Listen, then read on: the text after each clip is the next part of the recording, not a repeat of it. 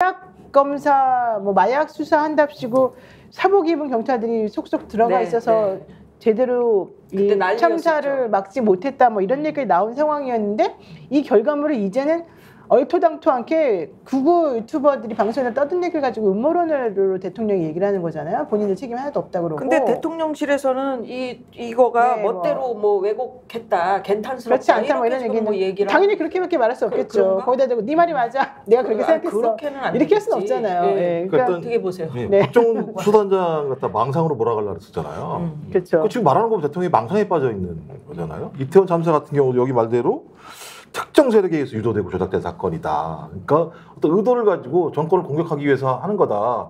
이런 것 때문에 장관을 물러나게 하면 그 장관이 얼마나 억울하겠느냐. 그렇죠. 라고 얘기했는데 이번에 최혜병 사건도 마찬가지입니다만 이런 일로 전 이 말도 웃겨요. 만약에 사실 이런 일로 사단장을 해임한다면 처벌한다면 대한민국에서 누가 사단장 할 수 있겠느냐.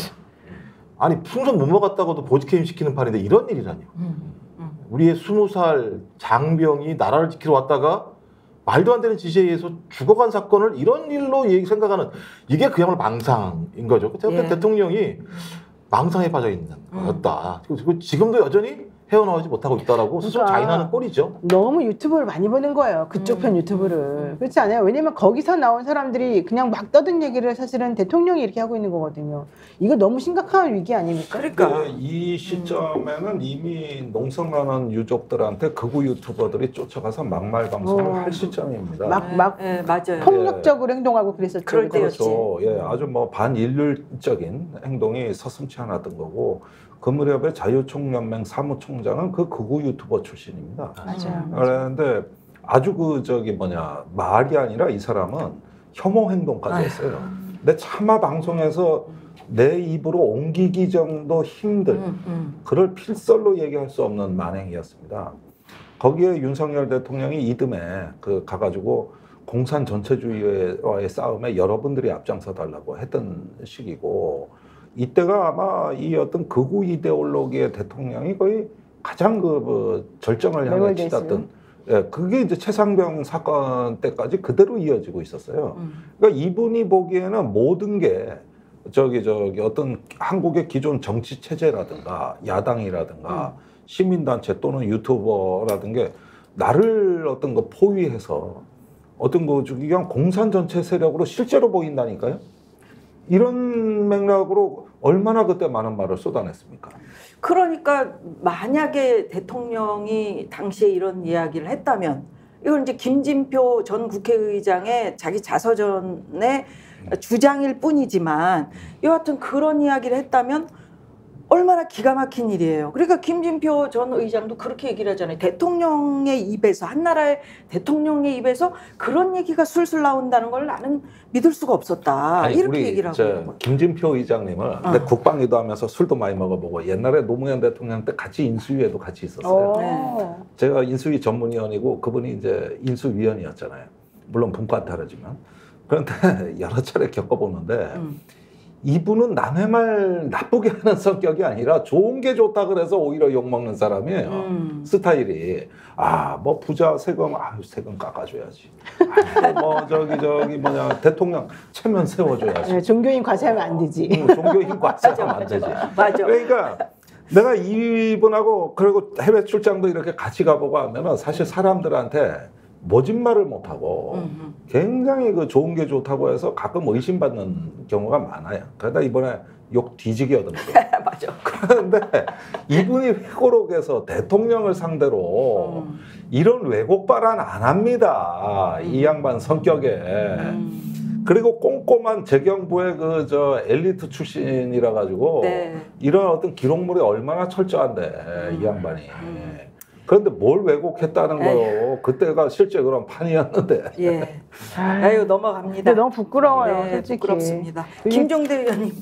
아니 그게 아니라. 말씀 있어요? 아니 대통령이 이렇게 약간 편협한 시각을 가지고 있다는 건 여러 번 나온 얘기지만 그 발언이나 그 판단의 발언지가 전직 국회의장이었다는 게 저는 사실 충격스럽습니다. 왜냐하면 대통령실에서는 서둘러 지금 아니다라고 좀 부인하고 어떻게 둘이 나눈 대화를 이런 식으로 공개하냐 이렇게 좀 화를 냈지만 좀 전에 말씀하신 것처럼 김진표 의장은 비록 욕은 얻어먹고 있으나 그럼에도 불구하고 본인이 그동안의 이 의원으로서의 활동이나 정치인으로서의 활동을 돌이켜 생각해 보면 말을 가볍게 하는 사람이 진짜 아니거든요. 대통령이 말이 많으셔가지고 그 둘이 나눈 대화 지금 뭐 얘기할 사람 수두룩박장이 엄청 많다면서요. 네네. 네, 근데 참고 있을 그러니까 뿐이지 이게 뭐. 지금 매우 공포스러운 게요. 네. 극우 친일적인 세계관을 가지고 있다는 거죠. 그렇죠. 그러니까 이건 민주주의 말아먹는 거거든요. 근데 그게 하필 대통령이잖아요. 그러니까 그런 사람들의 세계관에 본인이 사로잡혀 있고 또 하나는 김건희 씨라고 하는 부인의 세계관에 사로잡혀 있고 손에 나와 왕자 쓰고 있고 천공 얘기가 아직 사실 확인 안 됐습니다만 나오면 현실화되는 이런 상황은 제가 그때 매우 예를 들면 진짜 이 세계가 회색지대에 있는 것 그로테스크한 일아주 세상을 이해하기가 너무 어려운 거예요. 그로테스크까지 나왔어요? 아, 세상을 이해하기가 어려워. 그로테스크. 회색지대에서 대통령은 지 마음대로 다 하는 거잖아요. 따지고 보면 그거 공포스럽죠. 아유 지랄이요. 초현실주의 얘기를 지랄이요, 지랄이요. 대통령 보고 누가 지랄 그래? 그죠? 맞아요. 절규. 문구 그림에서 보셨잖아. 초현실주의. 조용히 좀 하세요. 여기가 이런 시청자들이 힘들어해요. 좀 들을 때 듣고. 예, 마이크 안 물리게 하겠습니다. 아이, 딴 얘기로 넘어가겠습니다. 김종대 의원님, 네. 제가 어저께 김종대 TV를 보니까 이번에 해병대 청문회가 사람을 살렸다라고 이야기를 하시더라고. 네. 예, 요거 뭐 사실은 직간접적으로 박정훈 대령하고 직접 소통했습니다.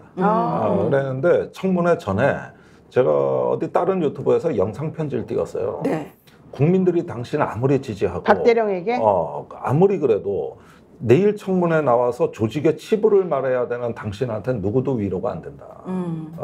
그 심정은 조직에 몸담아 본 사람만이 아는 거고 힘내라 응원한다 이것조차 위로가 안 된다는 걸 잘 아는데 당신이 내려놔야 된다. 명예 그다음에 또 어떤 자신의 욕망을 다 내려놓으시고 오로지 국민만 믿고 말하겠다. 이렇게 마음을 다잡고 강하게 청문회장에서 네. 버텨라.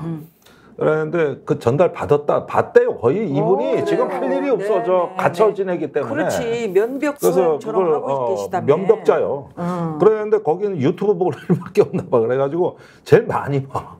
그랬는데 잘 전달 받았다고 그러면서 국민만 믿고 가라는 말씀만 기억하겠다. 그런데 다음날 청문회 모두 발언에서 그 표현이 나와요. 네. 오로지 국민만 믿고 버티고 있다 하는 게 나왔는데 청문회가 끝나고 다음날 밤에 바로 또 전달을 받았는데 이 박 대령 말을 그대로 전환해 드립니다. 그 입법 청문회는 죽을 사람 하나 살린 청문회입니다. 그때 죽을 사람이 누구예요? 본인이지. 작년 10월인가 9월인가 8월 말인 것 같나요? 그 KBS 사사건건에 나간 이후로 단 한 번도 자기 얘기를 할 기회가 없었다. 입틀막이죠. 그렇죠. 거기에다 사실상 감금 상태예요. 그래서 죽을 것만 같았다. 그래서 모두 발언에도 죽음의 시간이라 그랬거든요. 그런데 이런 어떤 자기 사정을 너절너절하게 하면 투정을 부릴 수도 없는 거고. 그런데 청문회에서 말하고 나니까 구원받은 느낌이다. 아니 그 말이 딱 맞는 게요. 전현희 의원이 그 청문회 할 때 딱 갑자기 거시경 냈잖아요. 제가 물어봤어요. 당신은 그것을 일부러 계획했습니까? 왜 했습니까? 물어보니까 그 좀 전에 박정훈 대령이 모두 발언을 하면서 나 정말 죽을 수도 있다는 그 두려움, 죽음과 같은 그 두려움 때문에 무섭다. 그 말을 자기가 너무 공감이 돼가지고 거시경례를 했다는 거예요. 느꼈구나. 당시 왜냐면 권익위원장으로 본인이 있었을 때도 똑같은 심정이었다는 거예요. 그래서 박정훈 대령이 어떻게 그런 심정으로 그런 말을 했는지 너무 자기가 와닿아서 공감했다. 자기도 모르게 거시경례를 할 수밖에 없는 상황이었다 이 얘기 하던데 그만큼 정말 절박하고 힘들었다는 거예요. 스픽스는 말하는 언론입니다. 대세는 유튜브, 그중에서 스픽스. 좋아요, 댓글, 구독, 알림 설정. 여러분이 저희를 사랑해 주시고 우리가 여러분을 사랑하는 4가지 방법입니다.